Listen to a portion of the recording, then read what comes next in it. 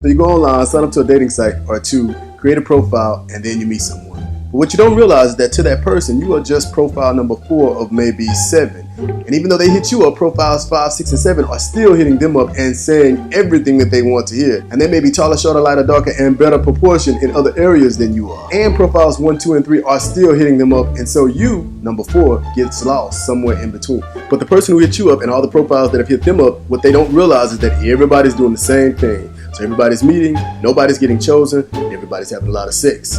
Welcome to the Recycle Society on the G.A. Turk Show.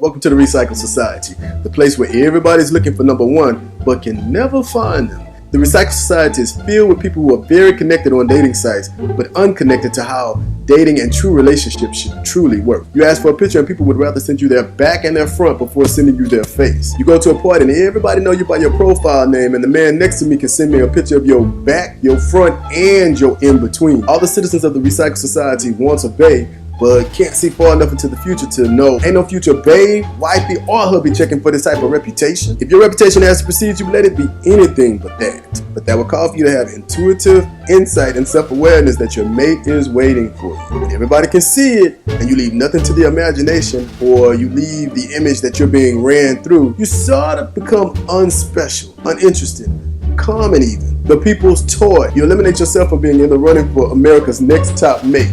Ask yourself, is this the image that you want your future family to see? Because once it's out there, it's out there. The quick connections provided by the internet creates a deception in the Recycle Society that all of its citizens will be able to find the perfect mate who matches all of their fantasies and illusions. So even with the perfect potential sitting right in front of them, they will be unable to see it because they are distracted by the hope that something better than even what's in front of them is just a swipe or profile away. They are obsessed with their unknowingly never-ending search for number 1 while unknowingly and knowingly recycling each other. In the Recycle Society, the citizens disregard each other's feelings, block them, lie, waste each other's time, all out deceive, use, abuse, ball up, and throw each other away. And it creates a syndrome of what's wrong with me environment. When in actuality, there is nothing wrong with you. What's wrong is the Recycle Society culture you are forced to date in. For instance, think about that homegirl or that buddy that you wish that you could look like. Think about all the online experiences that they always talk about. And yeah, they always seem like they have fun and they always got somebody hanging on to their arm. But what you are really seeing is called hyper recycling. They are actually getting recycled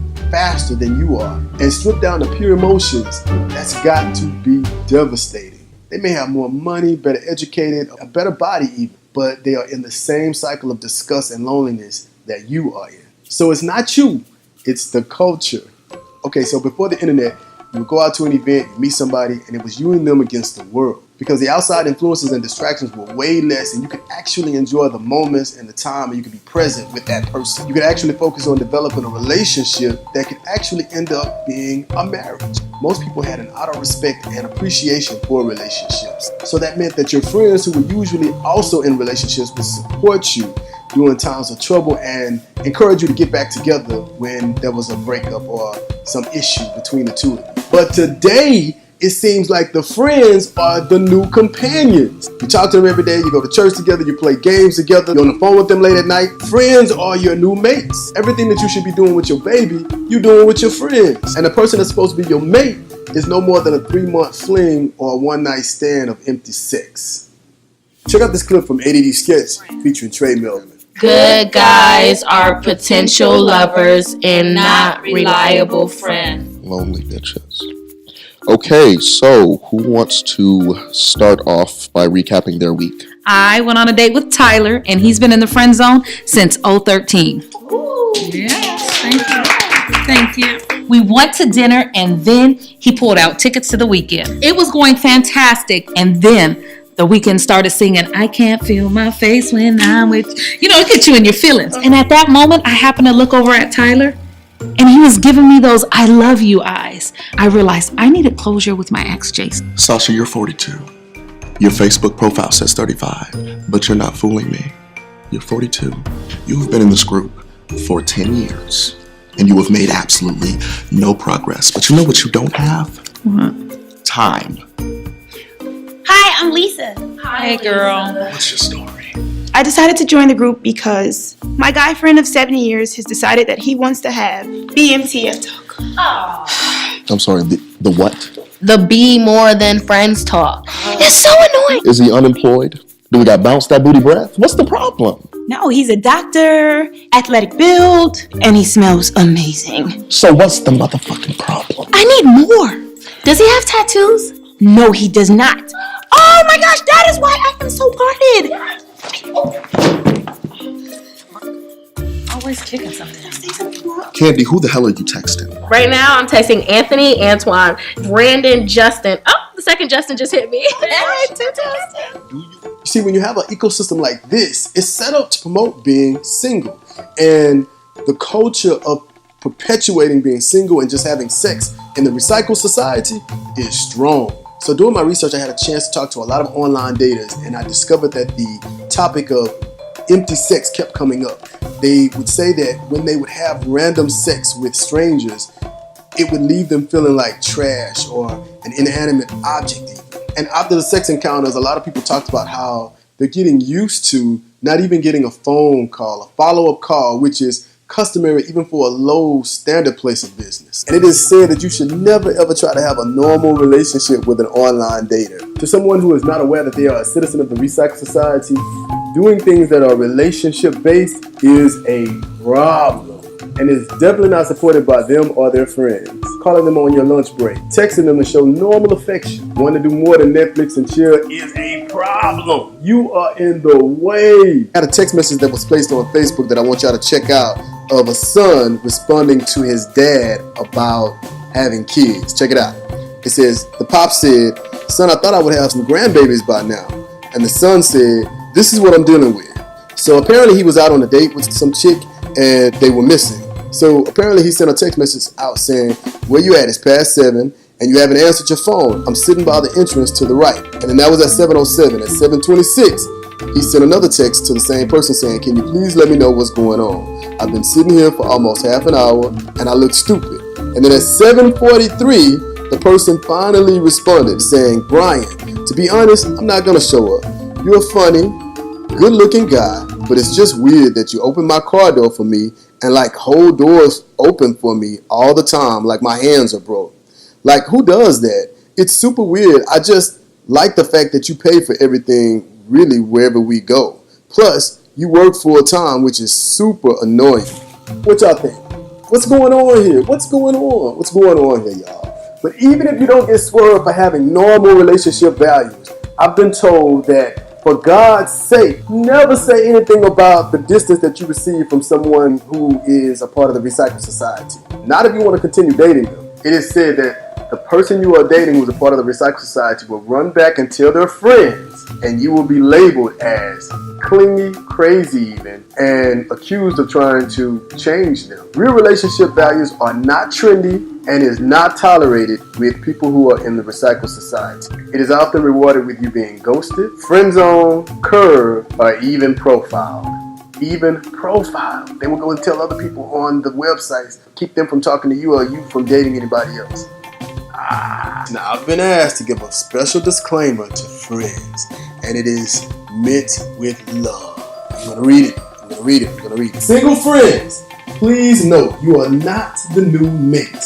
Internet gaming every night, dinner, movies, Fire Stick Fridays, and Netflix nights are no longer acceptable. Your demands is now a distraction. Stop trying to get your involved friend to go on inappropriate dates with you. Single events, strip clubs and cafes, introducing them to new people. Newsflash, you should not want to be single all of your life, and neither does your friend. So respect that they are trying to build a life and have a real family. Back up and be a friend, because you are truly one of the most important things. You were designed to be there from beginning to end to share life experiences. This asymmetric shift may seem sudden and even unfair, but it's really the circle of life telling you it's time for you to level up and couple up so you can continue sharing life experiences in a family capacity together with your friend. What you think? What you think? What you think? I want to hear it. I want to hear it. What? WT. What you think? Down below. The friends are not the new mate. The friends, you are not the new mate. In a survey I asked in a group online, how do you identify people caught up in the recycled society? And this is what I was told. I was told about 8 different things. So here we go. Number 1, they are willing to show you their body before their face. We talked about that. They will text you to death instead of calling. The basis of meeting is always contingent upon sex. That's number 3. Number 4, their communication is inconsistent via text or calling. Number 5, when they do meet you, they have a hard time appreciating or being in the moment. These are the folks on a lunch date that will have a difficult time dividing their time with you and their phone. Number 6, they come up missing and reemerge as if nothing has happened. Number 7, while dating others, they are unable to disconnect from their dating profiles. Number 8, in a relationship, they organically have no staying power.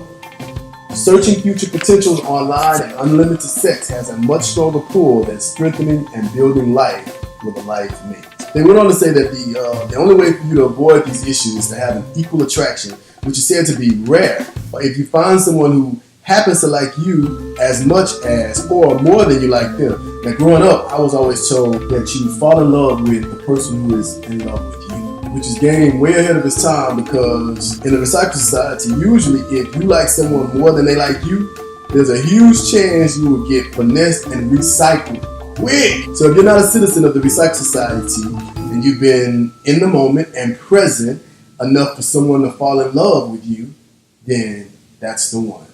That's the one for you. In another survey, people were asked to go onto their dating sites and log into different cities to ask the people in the different cities what the dating scene was like in their area. And overwhelmingly, everywhere, people kept responding back with non-existent. The other response was that people play a lot of games, and profiles descriptions started reflecting the disconnect. I started seeing profiles that stated stuff like, if you don't know how to communicate, don't hit me up. I have a low tolerance for BS, and I will block you. It just seems like nobody who was a part of the recycled society gets to be happy. It's temporary. Everything is temporary. And it makes me wonder, how would anybody want to be a part of a dating scene like this if it's so seemingly unhappy and corrupt? People in different states were asked if they had ever been in long-term relationships, and about 40% of them said no, and the rest said yes. And when asked how long were those long-term relationships, the majority of them said about 3 months. That means that people are starting to believe that 3 months is a long-term relationship. And then to take it even further, that means that people are recycling each other every 3 months. Now, this has become the norm. This is the standard, the culture of the online dating community. Now, the question becomes, how do you think this scenario is going to play out as this generation gets older? And I'll argue that this will be the first generation to die the loneliest. And to all of you who believe in relationship values still, be careful. Be careful. Because too much exposure to this type of terrible ecosystem can really rub off on you. It can be contagious. If you're not able to wake up and realize and recognize what's going on, then the rejection will make you bitter. You yourself will start to go on dates and not be in the moment, and start taking perfect potentials and placing them in the friend zone. And worse, you'll start being befriended and surrounding yourself with like-minded, rejected individuals who are also a part of the recycled society, and you will call them friends, and before long, you will be a registered resident of the recycled society. Okay, so how do we fix this? G.A. Turk, save us. How do we fix this? And unfortunately, this is such a groupthink, cultural, embedded social disaster. But I do have a few solutions. So listen up. Here we go. This is what I think. Everybody will have to wake up, really become self-aware, and pull themselves out of the matrix, aka the recycled society. Be in the moment, man. When you meet somebody, get your face out the phone, actually share, receive, be vulnerable, talk with them, get to know them, get to actually developing relationships that are substantive. Kill the outside distractions. Stop entertaining past flings, silence the DMs, and for the sake of the world, log out of your dating sites. Log out of them. Why are you still logged into a dating site when you're actually trying to spend time with someone else? The Bible says to death do you part. Love has so many moments that happen in the long term, not in 3 months. So correct the definition of long term from months to years. It'll be so much better for you. Trend that has a God has your life mapped out from A to Z. Do not get stuck at D and B. Move on to the end of your story. And whatever you do not be the person who is bringing this trash into a potential home someone is trying to build with you. Now imagine if everybody did these things. This is GA Turk, y'all. Thank y'all so much again for tuning in to this episode of the GA Turk Show. Be sure to subscribe, like this video, turn on your alerts, and comment down below. WT, what you think? You know, I want to know. Put it down below. Talk to y'all soon.